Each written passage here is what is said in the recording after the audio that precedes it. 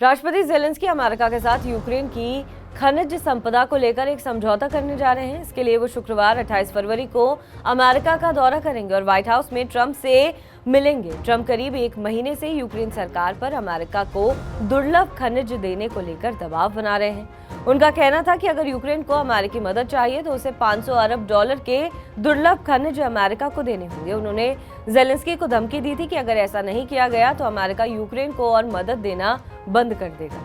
Ukraine America को rare earth material देने पर राजी हो गया है।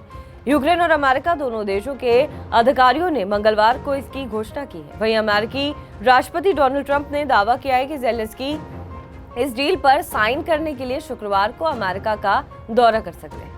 यूक्रेन चाहता है कि सीज़फायर समझौते के तहत उसे भविष्य में किसी भी रूसी हमले से सुरक्षा की गारंटी मिले, जबकि अमेरिका कोई भी गारंटी देने से इनकार कर चुका है। ज़ेलेंस्की ने कहा कि खनिज सौदे से होने वाली कमाई यूक्रेन और अमेरिका के जॉइंट अकाउंट में जमा होगी और इसके बाद यूक्रेन अमेरिका कर्जदार नहीं रहेंगे। यूक्रेन के पास दुनिया का 5% कच्चा माल, यूक्रेन के पास रेयर अर्थ मटेरियल के दुनिया के कुल कच्चे माल का लगभग 5% है। इसमें ग्रेफाइट का लगभग 19 मिलियन टन भंडार शामिल है। इसके अलावा यूरोप के कुल लिथियम भंडार का 33% हिस्सा यूक्रेन के पास है। जंग की शुरुआत से पहले ग्लोबल टाइटेनियम उत्पादन में 7% हिस्सा यूक्रेन का था। यूक्रेन के पास रेयर अर्थ मटेरियल के कई अहम भंडार हैं। हालांकि जंग के बाद इनमें से कई रूस के कब्जे में पहुंच गए। यूक्रेनी मंत्री यूलिया स्विरिडेन्को के मुताबिक रूस के कब्जे वाले यूक्रेनी हिस्से में 350 अरब डॉलर के संसाधन मौजूद हैं। ट्रंप ने राष्ट्रपति बनने के बाद से इस बात पर जोर दिया है कि रूस के खिलाफ जंग में अमेरिका ने यूक्रेन की हद से अधिक मदद की है और उसे बदले में कुछ नहीं मिला है। ट्रंप चाहते हैं कि इन 3 सालों में अमेरिका ने यूक्रेन की जो आर्थिक सामाजिक मदद की है, आर्थिक और सामरिक मदद की है, उसके बदले में यूक्रेन उसे खनिज दे।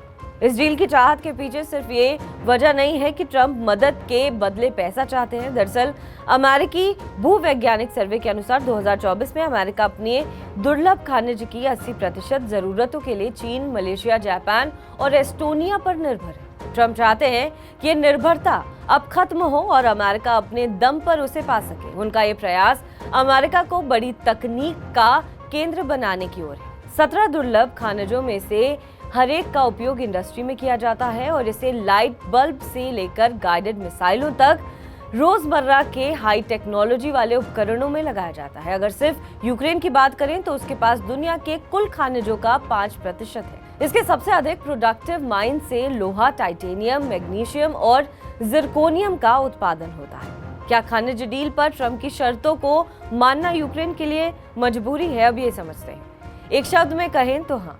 कम से कम जो दृश्य सामने आ रहा है उससे तो यही लगता है कि ज़ेलेंस्की ने ये दिखाने में कोई कसर नहीं छोड़ी थी कि उन्हें डील तब तक करने में कोई दिलचस्पी नहीं है जब तक कि अमेरिकी इसके एक्सचेंज में सुरक्षा की गारंटी दे। उन्होंने एक प्रेस कॉन्फ्रेंस में कहा है कि मैं ऐसी डील पर साइन नहीं करूंगा जिसकी कीमत यूक्रेन वासियों को 10 पीढ़ियों में चुकानी पड़े। ज़ेलेंस्की ने आगे कहा कि वो शांति के लिए अपने पद से इस्तीफा देने के लिए तैयार हैं, लेकिन बदले में मांग की है कि यूक्रेन को अपनी सुरक्षा सुनिश्चित करने के तरीके के रूप में उत्तरी अटलांटिक संधि संगठन यानी नेटो की सदस्यता दी जानी चाहिए। लेकिन वॉशिंगटन ने किसी तरह की सुरक्षा गारंटी और यूक्रेन को नेटो की सदस्यता देने से इनकार कर दिया है। ट्रंप ने तो नेटो की सदस्यता देने से साफ इनकार करते हुए यहाँ तक कह दिया कि यूक्रेन की इस चाहत की वजह से ये युद्ध शुरू हुआ।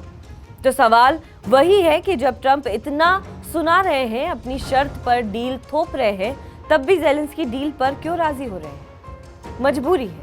ट्रंप किसी कीमत पर रूस से शांति समझौता करना चाहते हैं और वो यूक्रेन तथा पूरे यूरोप को बाईपास करके सीधे पुतिन से बात कर रहे हैं। उधर रूस ने भी ट्रंप को ऑफर दे दिया है कि उसके कब्जे वाले यूक्रेन में जो दुर्लभ खनिज मौजूद हैं उनमें निवेश के लिए अमेरिका आए, यानी रूस खुद भी अमेरिका को पार्टनर बनाना चाहता है। इसने यूक्रेन की परेशानी और बढ़ा दी है। यूक्रेन जानता है कि अमेरिका के साथ के बिना वो इस युद्ध में कहीं नहीं टिकेगा। ऐसे में यूक्रेन की मजबूरी है कि ट्रंप जो कहे और जहां तक संभव हो वो माने। बहरहाल ये देखना दिलचस्प होगा कि आखिर ज़ेलेंस्की और ट्रंप का आखिरी फैसला क्या होता है। बहरहाल इस खबर पर आपका क्या कुछ कहना है हमें कमेंट करके जरूर बताएं। बाकी देश और विदेश की तमाम बड़ी खबरों के लिए आप देखते रहें TV9 डिजिटल।